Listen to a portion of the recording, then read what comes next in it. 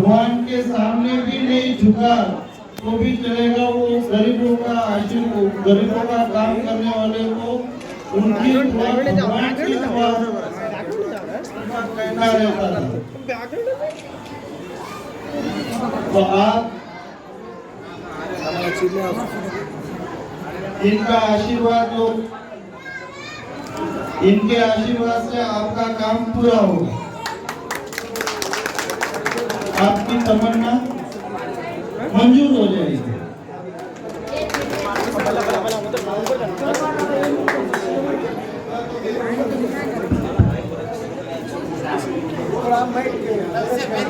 मोटे साहेब बोले तो આપણો રિસ્પેક્ટ દેનો, રિસ્પેક્ટ को तो 5 मिनट हेड બેસલો, चाहे 3 मिनट मीटिंग करते तो 5 मिनट रहते तब हेड બેસાઓ, आपको हेड બેસાઓ से बेटा लोली मत करो। આપણે મોટે આદમીને ગૌરવ દેણો, કોની ગૌરવ દેણો ની, આપણો બરો હુકમ બેસા તો ગૌરવ રહી, હાનું બેસાઓ ધીમે ऐसे बात।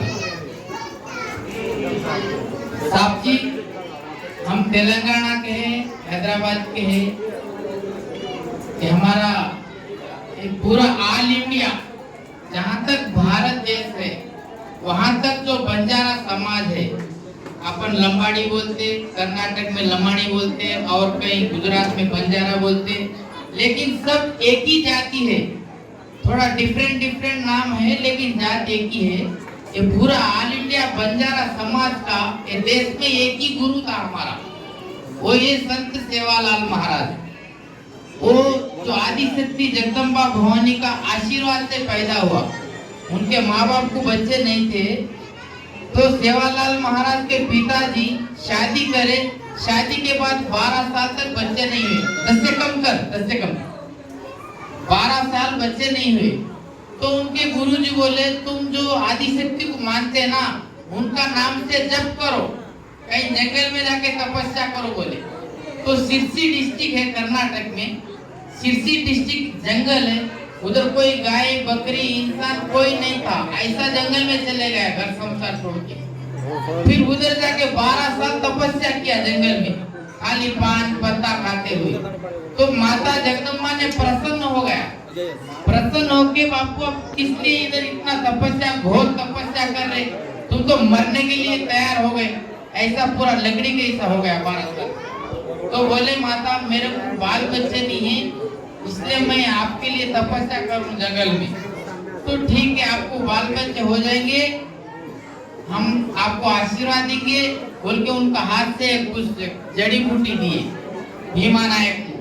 तो भीमा नायक लेके जाके वो भाई को खिलाया। तो सेवालाल महाराज उनके साथ 3 भाई और पूरे टोटल 4 बच्चे हुए। तो ये उसका छोटा शॉर्टकट में हिस्ट्री बता रहा हूँ। तो वो कब 1735 में हमारा गुरु सेवालाल महाराज का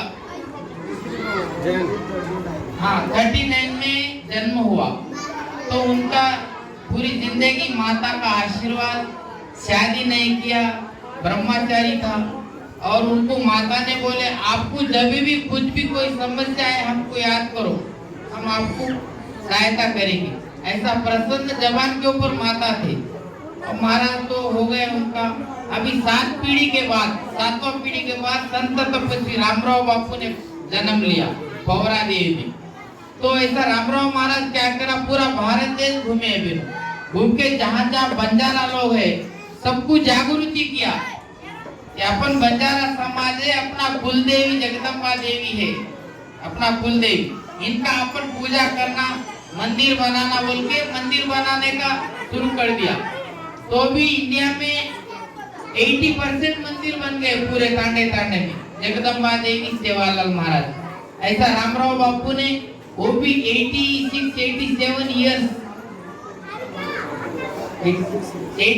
इयर्स थे, लेकिन उन्होंने खाना नहीं खाया, खाली दूध के ऊपर 86 इयर्स जिंदगी है। अभी आपको मालूम भी होगा 2020 में, हाँ 2020 में उनके पोते हैं शेखर साहब महाराज ने, उनके भाई का पोता मनमड़ू, पिता नाम मनमड़ा। तो रामराव बापू मरने से पहले अब इनको कुछ जिम्मेदारी डाल के गए, अपना बंजारा समाज के लिए तुम गुरु बनो, बंजारा समाज को सुधारो बोल के। ऐसे महाराज शेखर महाराज भी अभी 4 साल खाना पानी बंद करके अभी सिर्फ दूध फल फ्रूट पे 4 साल से चल रहे हैं उनका। तो अभी हमारे गुरु का साथ में शेखर महाराज जी ने आपको रिक्वेस्ट कर रहे बोले तो हमारे बंजारा समाज को ये जो पॉलिटिकल वाले हैं ना सिर्फ वोट बैंक के लिए यूज कर रहे।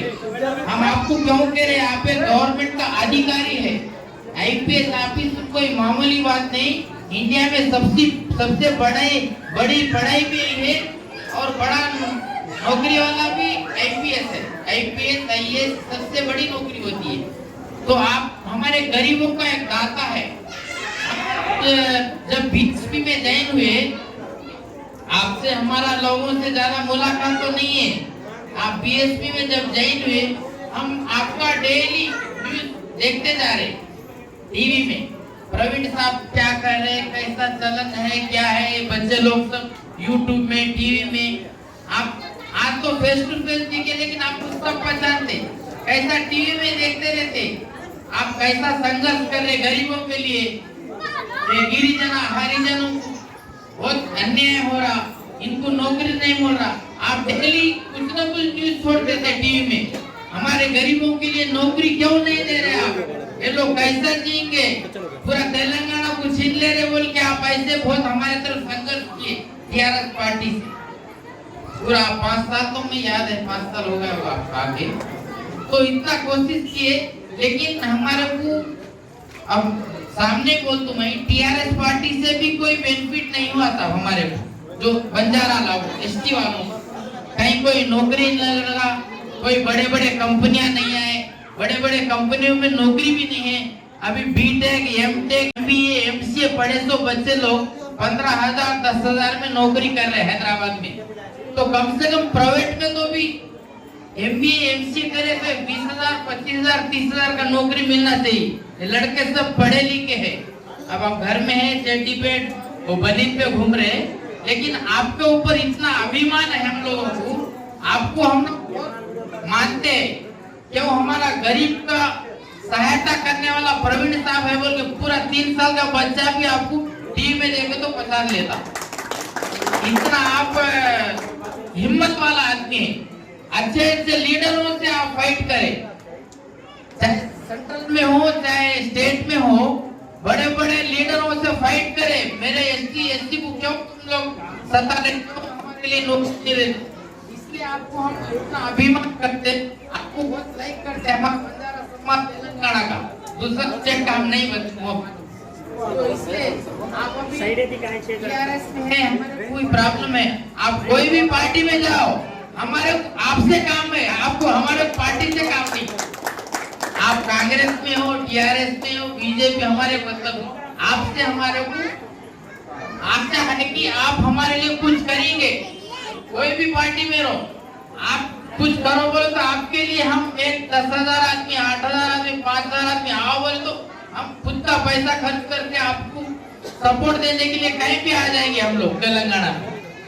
आप हमारे लिए कुछ करके दिखाना, क्योंकि बच्चे तो बहुत करके बैठे, आईपीएस ऑफिसर रिजल्ट करके आज 2-3 लाख रुपए तनख्वाह का छोड़ के गरीबों के लिए अपना जेब से पैसा खर्च करे घूम रहे बोले तो क्या कोई शक्ति है इनके ने लड़ने की ताकत है, गरीबों को रोटी खिलाने का ताकत है बोल के सभी बंजारा एसटी एसटी को भरोसा है साहब। आप एसटी एसटी के लिए कैसे भी करके कुछ न कुछ करके दिखाओ। आप ऑफिसर को रिजल्ट करे ना, ये ऐसा ये पोस्ट खाली नहीं जाना। एक आम का पेड़ डाले तो आम लगना चाहिए उसको, आम नहीं लगे तो पेड़ डाल के कोई फायदा नहीं। ये हमारा रेफरेंस है, उसको बड़ा हुआ तो क्या हुआ, जैसा पेड़ पशु पक्षी को छांव नहीं, ऐसा एक शास्त्र है।